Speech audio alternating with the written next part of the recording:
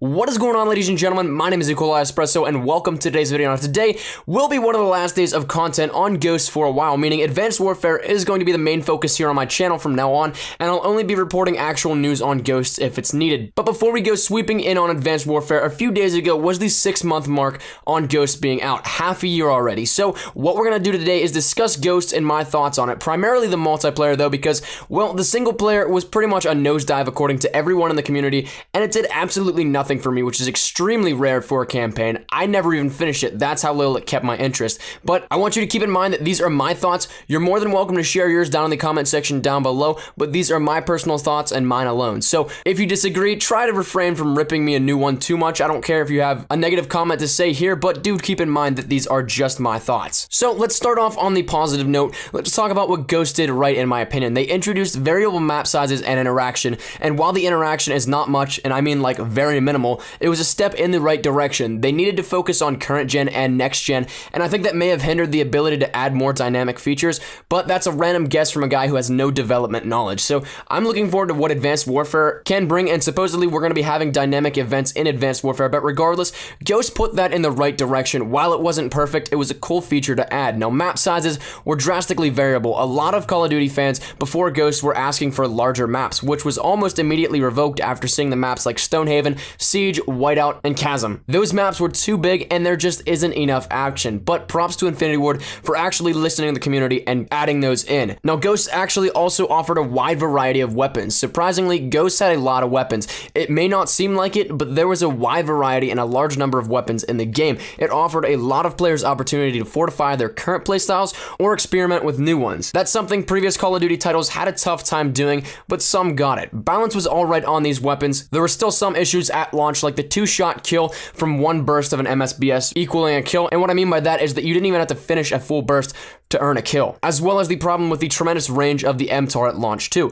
For the most part though, guns were actually quite balanced and fair. I'm one of those people that usually will blame guns, but in an objective view, they aren't as bad as I blame them to be. As well as Infinity Ward kept new game modes and interest rolling by offering new ideas. This kind of goes hand in hand with listening to the community, but Infinity Ward actually has updated the public and private playlists a ton since launch, introducing new game modes and variations to keep players interested in something new. While some of these modes I don't really care for, it's the thought that counts, and it shows that players' opinions and interests are at least being taken into account by now. But let's move on to the bad, which for some reason I think people will either tremendously back me on or totally tear my views apart. Regardless, there's a lot to talk about with Ghost. Firstly, in my opinion, because of all that is wrong, I'd say that Ghost gets the title of my least favorite Call of Duty. Let's start off broad. Ghost tried to market to new players, and I totally get that idea. It's a great one marketing-wise, really. Pull in as many new players as possible, but the only thing is that they completely screwed over the experienced and veteran players. The players who have been here since Call of Duty 4, World at War, and even as late as Modern Warfare 2 can tell you what I'd be telling you. The skill gap in this one is one of the largest problems that I see in Ghosts.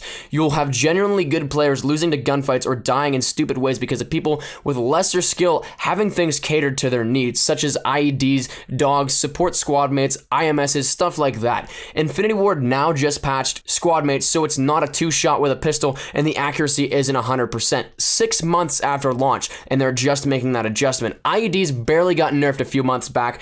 IMSs and dogs are still nearly a guaranteed death though. The only way that you'll survive an IMS is if it's poorly placed and you're near a corner. Modern Warfare 3's IMSs were fair. You could use the reaction time that you have in your advantage to go prone on the IMS and it wouldn't damage you at all. Ghost made it so it's almost no chance of you surviving an IMS.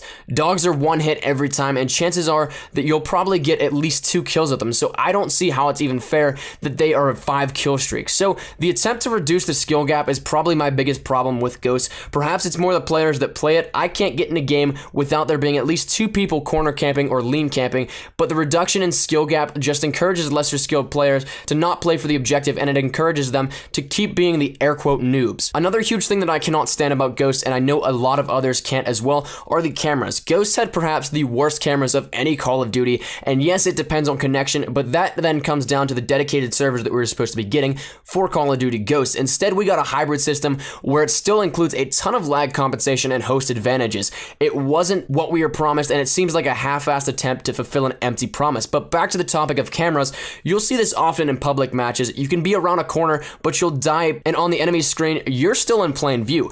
A huge factor of problems with knifing comes from broken cameras, but it also is the fact that they gave the knife almost a lock-on property. I've had numerous games in which the enemy has completely 180'd on me. I would run past them, and because they would be able to panic knife, they would completely spin around and knife me. This whole aspect of knifing has brought back what so many Call of Duty titles set out to do when they tried to rid the game of commando lunging.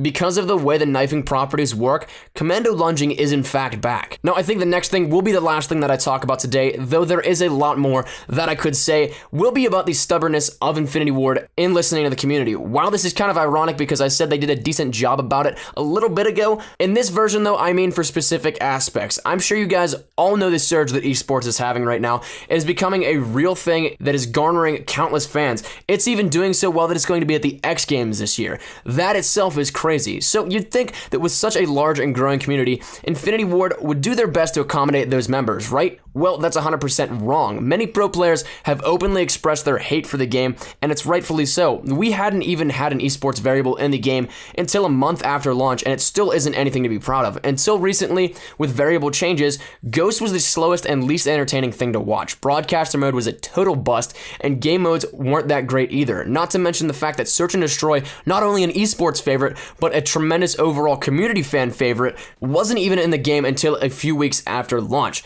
The way that Infinity Ward went about the game in general was poor, and they've made changes, yes, and conscious efforts to listen since then, but in my opinion, it's too little too late, and they had a ton of great chances to make the game absolutely great that they missed out on. So that's my thoughts, that's my opinions on Call of Duty Ghost thus far. 6 months after release, here we are today. Still a lot of problems facing the game in general and the community as a whole because it is such an unliked Call of Duty, at least from what I see. Thank you guys so much for sticking around for about 7 minutes of me and possibly ideas that you don't like or don't agree with. Let me know what you guys think down in the comment section down below. Do you agree with me at all? Do you totally disagree with me? Whatever it may be, I'd love to hear your thoughts and your feedback, so be sure to leave them below. That's been my time, ladies and gentlemen. Thank you guys so much for watching. If you did like the video, please leave a like rating down below. Any shares to your Facebook, Twitter, and or MySpace for OG like that, always greatly appreciated. If you're new here, be sure to subscribe for the best of Call of Duty content. I have a ton of stuff still coming to you guys.